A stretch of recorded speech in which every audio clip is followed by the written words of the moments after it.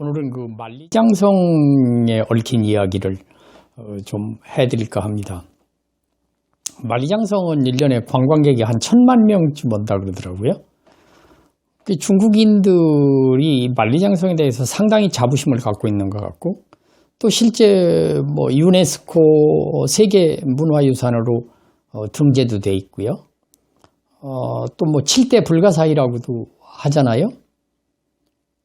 그리고 6000km라고 저희가 배웠는데, 요새 중국 사람들은 이거를 10,000km도 아니고 약 20,000km 정도 된다고 이렇게 얘기를 합니다.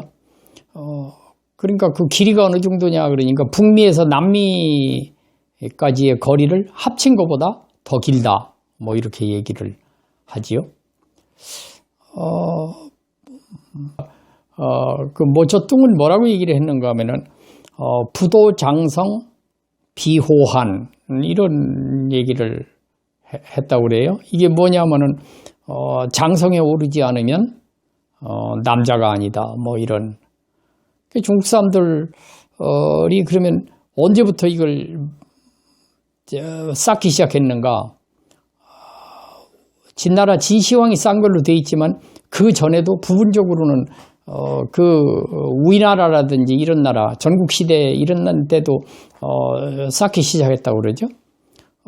그러니까 본격적으로 쌓은 거는 이제 진시황이 쌓았다고 그러고요. 여러분들이 잘 아시잖아요.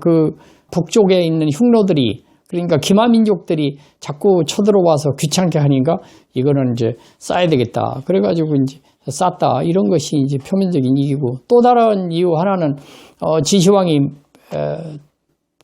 그 예언자를 불렀다는 거죠. 불러서 물어봤어요. 진나라 앞날을 좀 점쳐달라. 그랬더니 그 사람이 망진자 호야, 이렇게 5글자를 썼다는 거예요. 망진자 호야. 이 뜻이 진나라를 망하게 할 자는 오랑캐다, 그렇게 썼다는 거예요. 그러니까는 진시황이 야, 이거 안 되겠단 말이야. 이 차제에 좀 제대로 한번 싸보자. 그래가지고 어마어마한 토목공사를 시작을 하는데, 전쟁 끝이기 때문에 그때 당시에 20만 명의 군대가 있었는데, 20만 명의 군대를 그 목념이라는 장수한테 시켜가지고 가서 싸라, 이렇게 시작을 했다, 이런 얘기죠. 근데 실제 보면은 진시황의 18번째 아들인 그 호해라는 사람이 오랑캐 호자를 쓰는 그 이름을 가진 그 아들 아니에요. 근데 실제는 이 사람이 황제로 있을 때 망했으니까, 진시황이 그 나라를 건국하고 15년 만에 망한 거, 그래서 결국은 이제 예언자가 한 얘기, 망진자 호야는 그 아들 때 망한다, 이런 얘기니까, 이것이 이런 설화가 있지만, 이 설화는 어떤 면에서 보면은 정설이 아닌가, 이렇게 생각도 됩니다. 아무튼 그러면 그 만리장성이 1000만 명이 넘는 관광객이 오는 이런 만리장성이지만은, 그거를 한번 좀 더 한 걸음만 들어가서 그때의 그 실정이나 상황을 우리가 분석을 한번 해보면, 그때 당시에 사람들의 그 땀이라 그럴까, 피와 땀과 눈물과 한, 이런 것들이 모두 점철된 그런 그 건축물이 아닌가, 이렇게 생각을 합니다. 여기에 대한 얽힌 얘기를 잠깐 소개해드리면은, 이게 1,2라고 그러죠. 1,2에 1명 정도 죽었다 그래. 그럼 1,2에 1명 죽으면은 죽는 사람만 있겠어요? 다치는 사람도 있고. 그러다 보니까 많은 사람을 이렇게 보충해야 되잖아요. 보충을 하는데 어떻게 했는가? 관리들이 이렇게 보충을 하는데, 나이 먹은 사람을 하는 것도 아니고, 몸이 아파서 누워있는 사람 할 수도 없잖아요. 젊고 건강한 사람을 하게 되는데, 이 사람이 들어가면, 한번 가면은 다시는 못 나오는 그런 상황이기 때문에, 그 선발돼서 간다는 것이 참 어떻게 보면, 개인적으로 보면 끔찍스러운 일 아니겠어요? 그런데 어떻게 뽑았느냐, 이랬을 거라는 거죠. 뇌물을 안 줬다든지 아니면 밉보였다든지 이런 사람을 이제 뽑았을 확률이 높고, 또 한 가지로는 부인을, 이쁜 여자를 데리고 사는 그런 남편을 뽑았다는 얘기도 있어요. 그럼 왜 그러냐? 그 흑심이 있으니까 남편이 없으면 내가 어떻게 해보겠다. 뭐 이런 것도 있었다는 거죠. 이제 그런 예를 하나 말씀을 드리면은, 맹강녀 얘기가 있지 않습니까? 그 맹강녀 얘기는 중국의 그 교과서에도 나오고, 또 무슨 시에도 나오고, 또 무슨 연속극에도 많이 나오고, 또 실제 맹강녀는 그 산해관 그 부근에 사당도 있고 묘도 있다. 이런 얘기도 전해지고 있죠. 그런데 범기량이라는 사람하고 맹강녀하고 결혼을 합니다. 그 맹강녀가 이뻤단 말이에요. 그런데 3일 만에 이 범기량이 징발을 당해서 만리장성 축조 현장으로 갑니다. 그럼 떠나고 나서 6개월이 지났다 그래요.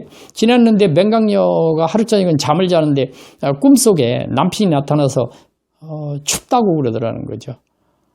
잠을 깬 다음에 맹강녀가 겨울이 되니까 추울 수도 있겠구나. 그래가지고 두터운 솜으로다가 옷을 맹글어가지고 만리장성 축조 현장을 찾아갔다는 거죠.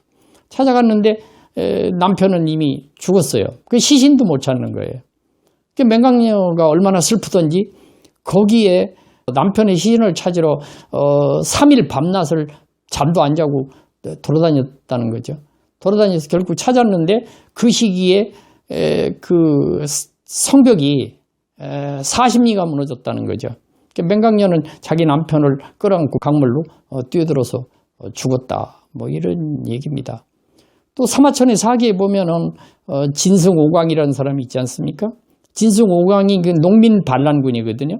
근데 이 사람이 뭘 했느냐면은 노무자 선발하는데 인솔 책임자였단 말이에요. 그래서 사람들을 이렇게 쭉 데리고 가다가 비가 많이 와가지고 강을 건널 수가 없었어요. 계속 비가 내려서 어쩔 수 없이 날짜를 어겼어요. 지정해준 날짜에 가야 되는데 그 진나라법이 하도 엄하기 때문에 그 당시에는 노무자뿐만 아니라 선발해서 데리고 오는 사람까지 만약에 제 날짜에 못 오면 이제 사형이단 말이에요. 그러니까 진승하고 오광이 어차피 뭐 이래주구나 저래주구나 이판사판 아니냐 말이야. 그래가지고 우리 한번 일어나 보자. 밀란이 일어났고 그것이 전국적으로 밀란이 일어나게 돼서 결국은 그 진나라가 망하는 뭐 그런 계기가 됐다. 이런 얘기죠. 그래서 이제 이것을 보면서 우리는 어떤 생각을 하게 되는가? 위정자는 그러거든요.